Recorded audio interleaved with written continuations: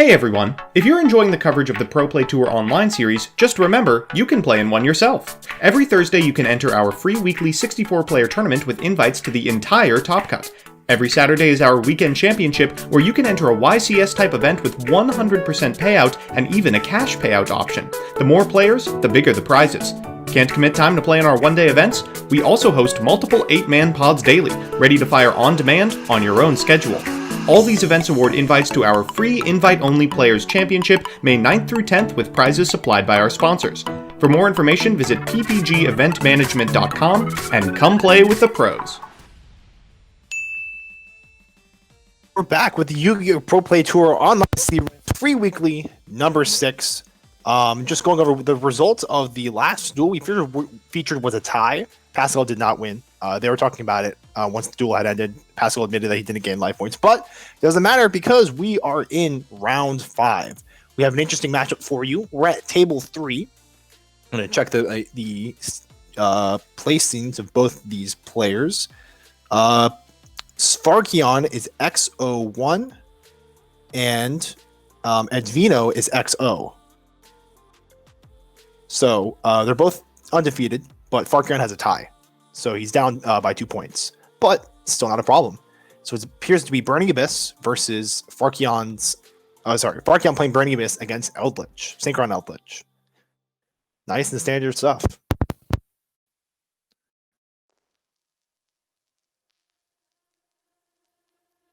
All right. We're all just figuring it out. Say hi to Twitch stream. I am commentating by myself. Once again, we've had kind of a round the rosy with commentators today, but no problem with that. So if you're in chat, feel free to interact with me, make things more lively. Ask me questions about the game or anything as we go along. Otherwise, we'll be commentating as we go along. And that was a very quick scoop by Farkion. Wow. Still looking to earn your invite for the free Players Championship on May 9th and 10th? Visit ppgeventmanagement.com to learn about the different qualifiers available. From one-day events to play-on-your-own schedule events, all events offer a buyback or cash option along with a 100% credit option redeemable towards any future pre-order at competitive prices. Grinding and getting paid to play Yu-Gi-Oh! Has never been easier. Play with the most professional worldwide tournament series today and join the online community. Come join us on Discord for assistance, info, and even discussions about future events. All right, we're going to game 2.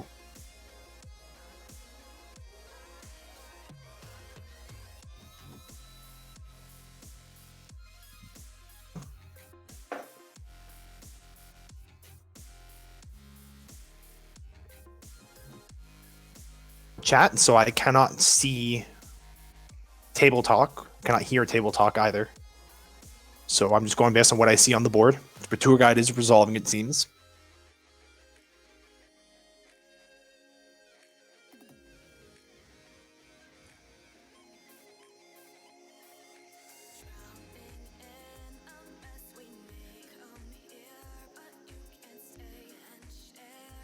Probably going to summon Graph. I think Graph makes sense. Or Phoenix Rhino Warrior. Going for Farfa. Interesting. That way, if the Dante gets destroyed or removed, he has the ability to banish something. Go for 3. Got it. Hit a Scarm. There we go. We hit something. I saw a Trap Trick milled. Beatrice. Okay, that makes more sense now. So that way, when he detaches for Beatrice and sends something like Graph, he'll be able to get an additional Farfa banish. So the Beatrice would be extra powerful. But guys, it's 2016 again. Beatrice is on the board. That's crazy. The card is still good in 2020.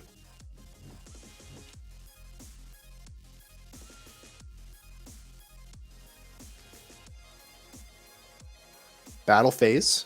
Might see an end battle phase here. 1?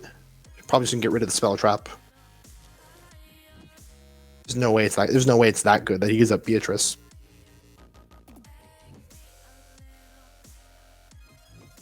It'd be crazy if he changed Dimensional Barrier and calls Synchro. I think that'd be the move. To believe. Oh, whoa, whoa. Evening was taken back. I guess it's because players had some responses. Well, now it makes sense to get rid of the Beatrice if he sends back Jack. That's interesting.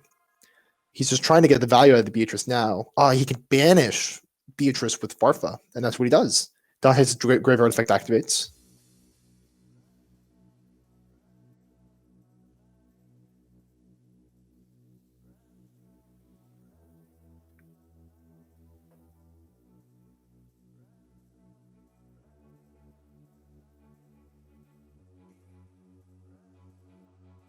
It's nice. Backjack is super nice card. Especially in conjunction with Fiend Griefing and Dark Calling. It's nice. Being able to dig for really crucial spells and traps. Really crucial, strong normal traps.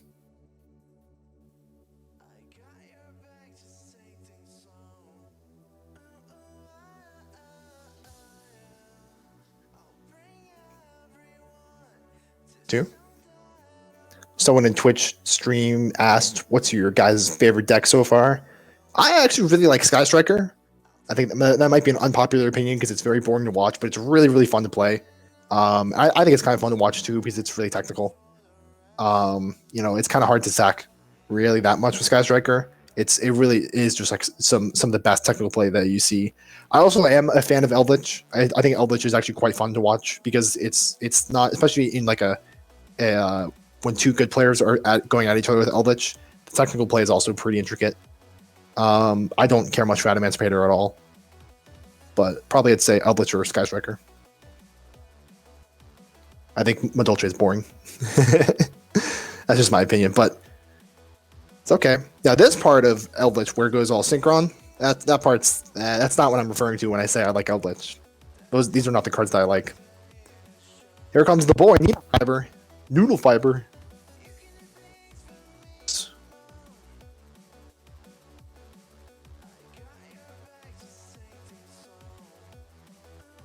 Questions or comments, go ahead and put them in Twitch chat. I'd be happy to answer them. Down. Instead of going for a link crossplay, go straight for a roar down.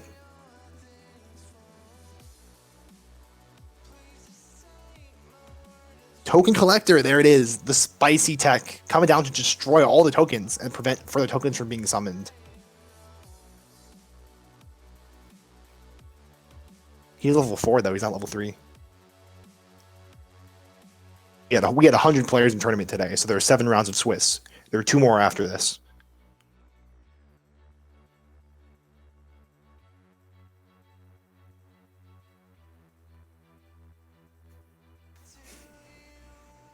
Nice.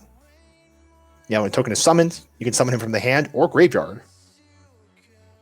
So that means if you mill it off Dante, it can trigger, which is crazy.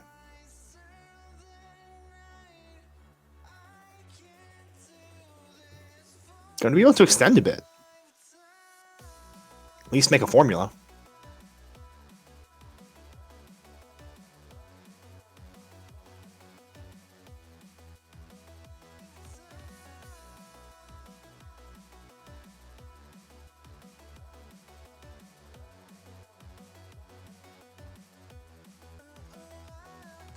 Long play on the Magician's Souls. Alright, especially when you use it on the Golden Lord, banish all the copies in the grave. That's one benefit that it has over Paleozoic Deinonychus. Deinonychus has the potential to summon itself as a monster if if another player activates another trap, but Karma God has that added effect where it can banish all the other copies of a monster if it banishes in the opponent's grave.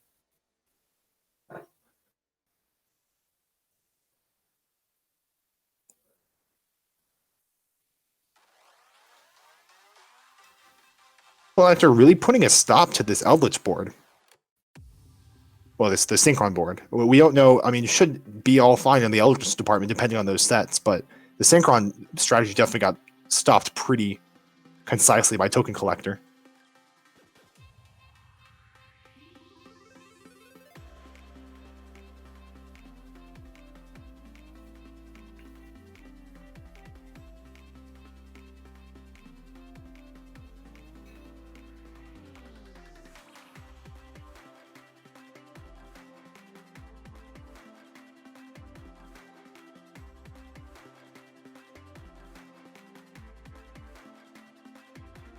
At the beginning of the turn, she banished herself with Farfa.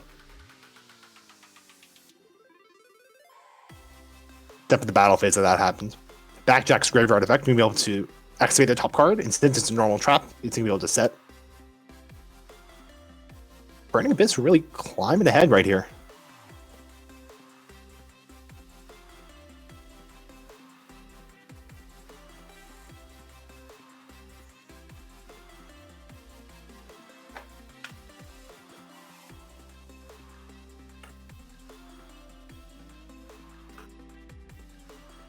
Farkion's turn with a strong advantage.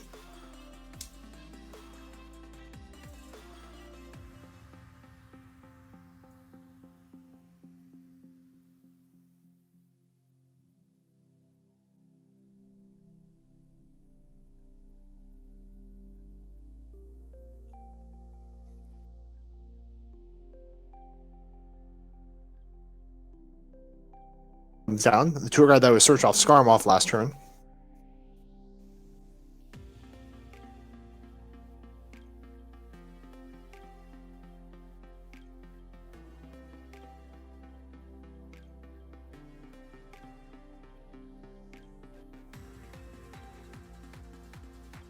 Resolving, no problem. Comes Calcab. That's going to do a lot. Be able to push away one in the back row for a turn.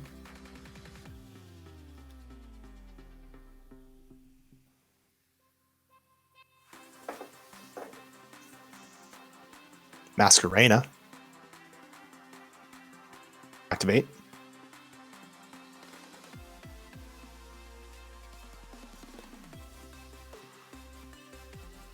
Kind of impressing me right now. Although it's really Token Collector kind of carrying the brunt of it, because he put in a really huge stop. The opening board was not very interesting. And evenly matched. It's just supposed to go straight to hand.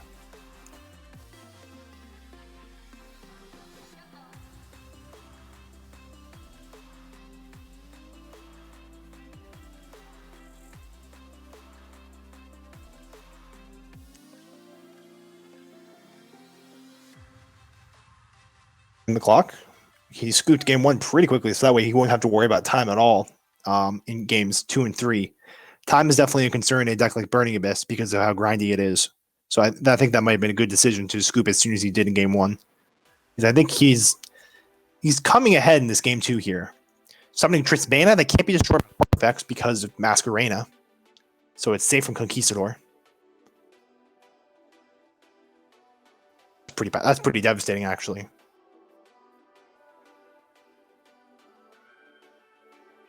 So Tristana will banish on the field when a monster is summoned to a zone that it points to. That's probably going to happen right now. If you just run Warrior, send Graph, summon a guy, banish the 2.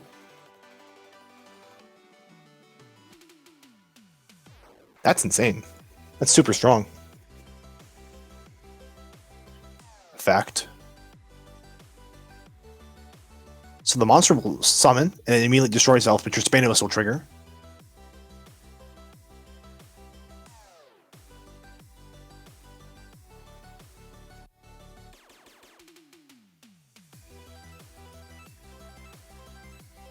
That's a really strong play. There we go. Banish face up too. That's the best thing you can do to a Eldlich or a Golden Land is be able to banish it. That way they can't recur. He's probably going for Access Code Talker. The boy. There's the boy. Access Code Talker. Card is so good. Now he has game on board. Being able to go to 5300. Be able to destroy the Despot 01. Beatrice attack mode. Attack for game. This. Dante. Still good in 2020. Later. I can't believe it. 6 years. I've only been playing YuGiOh for like 7 years. And now, basically as long as I've been playing.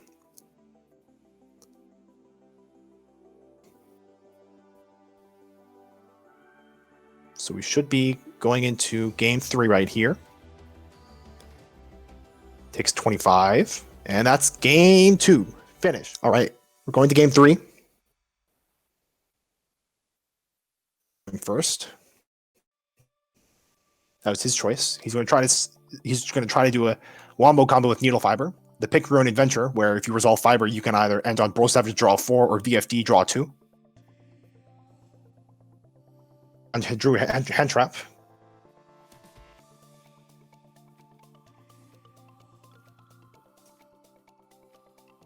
Otherwise, this is going to end on probably VFD. VFD is such a devastating card.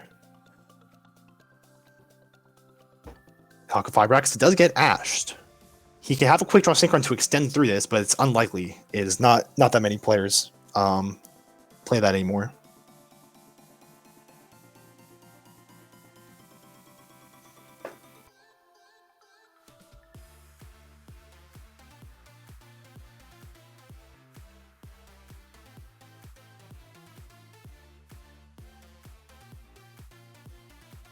He's got nothing to extend through this, so that Hawk of Firefox is just going to sit there.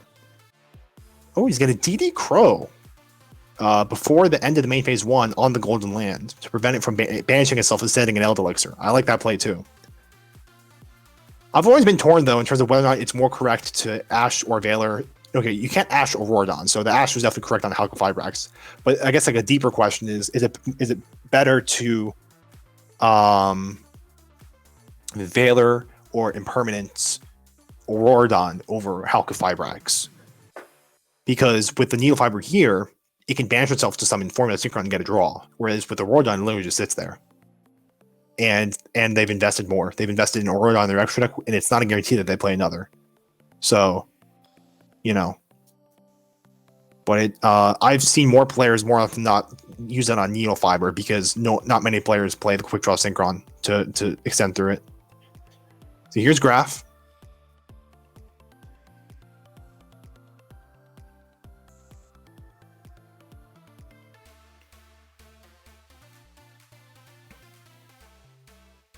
Here we go. The boy himself. There we go. Dante detached Graph sends Rhino Warrior. It's about as good as it gets.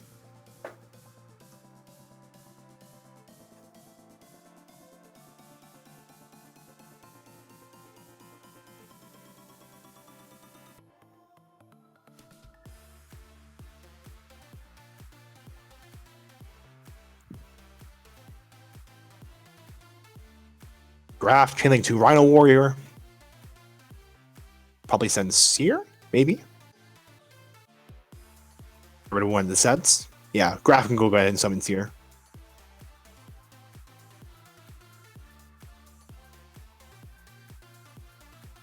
Seer on Dante, Dante on Seer. That's a loop.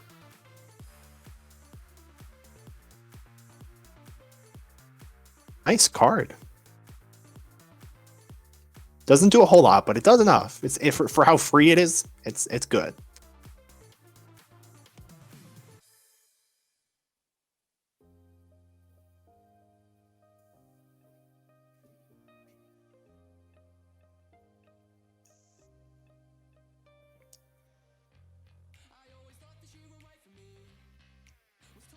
Needle Fiber can banish himself in the main phase or the battle phase. He's just going to take the damage. Tank it. Again, he has the option to banish it to summon Formula Synchron and get a draw, which is why I was trying to make the argument earlier that, I'm kind of afraid for that to Veiler or Imperm the Hawk of Fibrax over the Auroradon just for that one interaction. But, I mean, he chose not to do that for whatever reason. IP Masquerena. Probably Seer Dante, Dante Seer.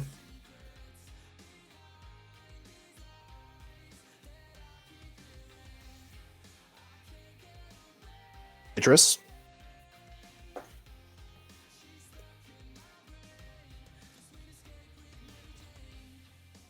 Be good.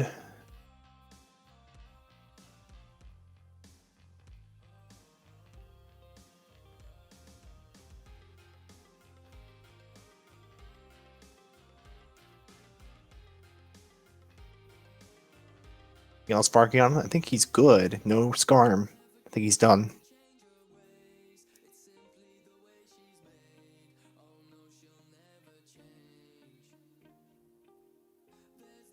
Ain't going past his turn. Okay. Edvino goes.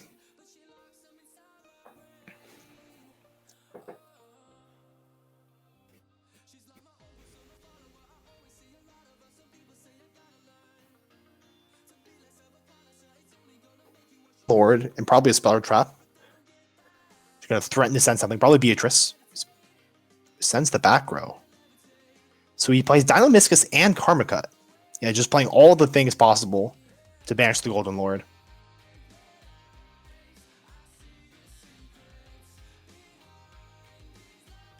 Beatrice activates.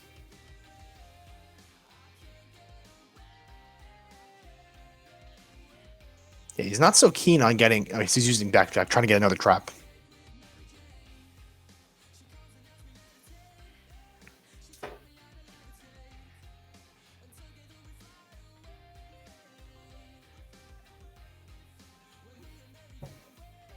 Graveyard effect will activate. He'll be able to look at the top 3 cards of his deck and rearrange them, and then the other effect allows him to banish itself, and then activate the top card of the deck. If it's a normal trap, he can send it to its field, otherwise send it to the grave. So he can choose to send a BA, if that's what he chooses to put on top of his deck, or set a normal trap, or pick what he draws. So it's very, very versatile. Back in conjunction with Fiend Griefing. Engrave to revive itself, pay cost, chain Fiend Griefing, send Backjack. It's really strong.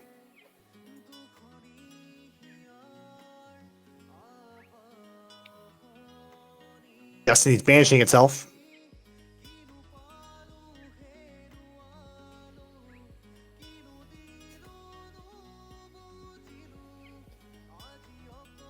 Land. Probably... Not sure which one. Depends on what he's going for. He's going for Conquistador. I think that's the strongest of the 3, but again, YuGiOh and Goldenland Forever's power is based on their versatility. Whereas Conquistador is just strong. Just kills lots of things that it probably shouldn't be able to. I remember when I first read that, I thought that was crazy.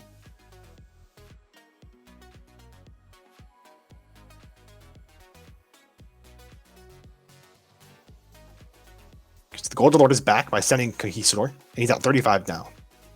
Extra big. Extra thick.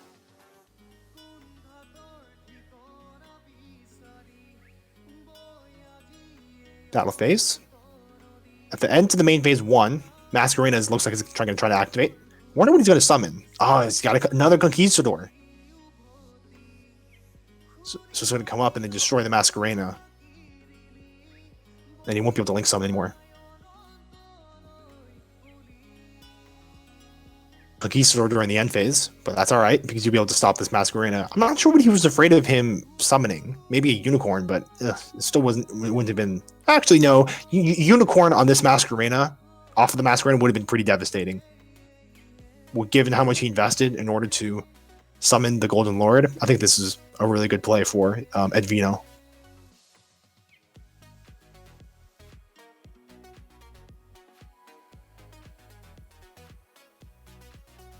Beatrice. If he plays Dante Pilgrim, he'll be able to summon it. It's not a guarantee. He's looking at his extra deck. He might play it. There's the boy. Michael Dante. Michael Jackson version of Dante.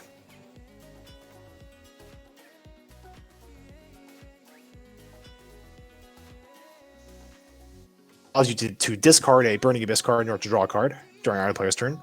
And then if he leaves the field, or if he is destroyed by battle, this card effect, he can send a random card in his opponent's hand to the grave. So really nice card. Also can't be targeted. Does a whole lot. It's just really hard to summon by actually fusion summoning. So most of the time people just summon off Beatrice's graveyard effect.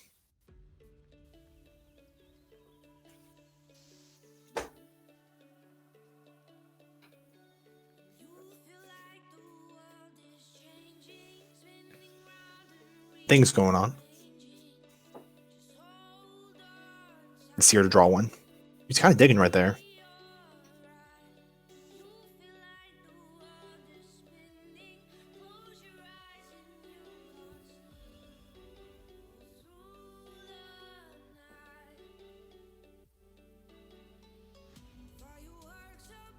Activated. Dynamiscus is chained. Banishes Dante. Is it that last turn then? It's hard to say. Oh yeah, sorry. He drew, and I assume that was part of his draw phase. No, that was the draw off of Dante Pilgrim. I didn't notice the phase was still at end phase. Dynamiscus though is free link material. Your opponent activates a golden land trap, summoning Dynamiscus. It's just a free body.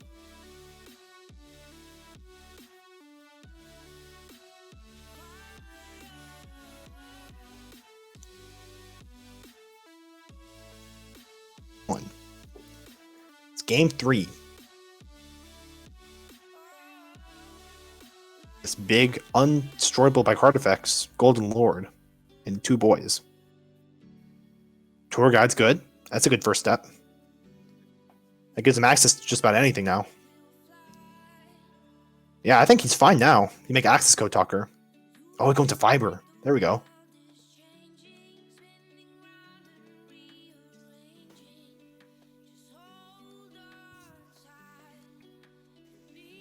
Maybe use Dynamiscus as material? Yeah, there we go.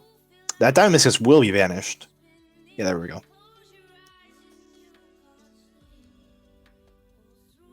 Halka on summon effect. Summon a tuner from the deck. For free! He's Ash. Now we can make access code talker. And that'll be able to just to beat over the Golden Lord. For link 3. Trisbana. So he'll be able to banish the Hakioto and the Conquistador because they're both still treated as traps, and they go into Access Code Talker after that. So he just needs to find a way to summon a monster, one more monster. He can just summon one from hand with a BA. It'll immediately destroy itself, but it'll still trigger Trisbana.